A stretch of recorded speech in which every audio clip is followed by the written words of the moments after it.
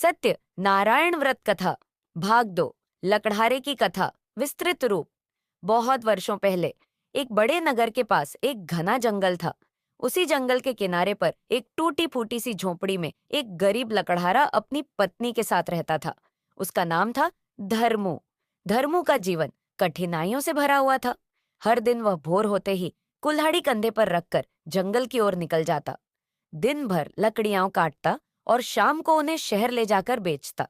जो थोड़ा बहुत पैसा मिलता उससे थोड़ा अन्न लेकर आता और उसी से दोनों का जीवन किसी तरह चलता। जीवन था सादा, लेकिन मन में था संतोष। धर्मू गरीब जरूर था, लेकिन ईमानदार और भगवत भक्त था।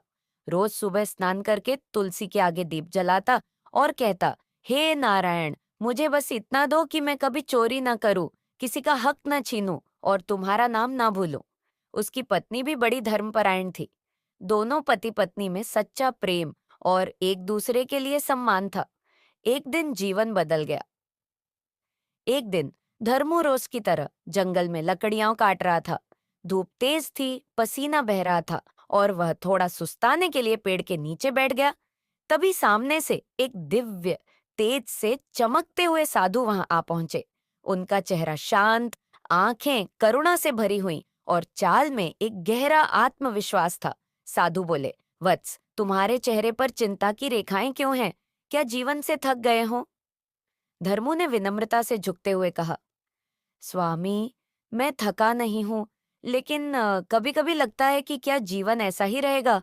न कोई उन्नति, न कोई आशा, बस दिन काटने का नाम ही जीवन बन गया है। साधु मुस्कुराए और बोले, वत्स, तुम्हारे भाग्य में परिवर्तन संभव है, लेकिन उसके लिए तुम्हें एक व्रत करना होगा। सत्य नारायण व्रत। श्रद्धा और प्रेम से यह व्रत करो, कथा सुनो, प्रसाद बांटो। भगवान सत्यनारायण तुम्हारी पीड़ा हर लेंगे। धर्मू ने श्रद्धा से सिर झुकाया और पूछा, स्वामी, मेरे पास तो धन नहीं है, मैं कैसे व्रत करूं?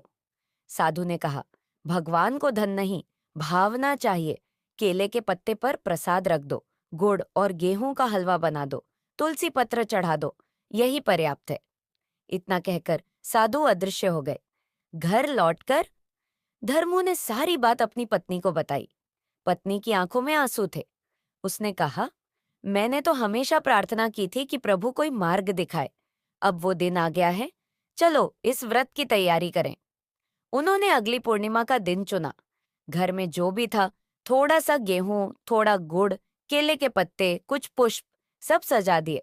दोनों ने स्नान किया, व्रत धारण किया, भगवान सत्यनारायण का पूजन किया और कथा सुनी। कथा समाप्ति के बाद उन्होंने भगवान से कुछ नहीं मांगा, बस इतना कहा, हे प्रभु, हम धन नहीं मांगते, बस आपको ना भूलें, यही वरदान है।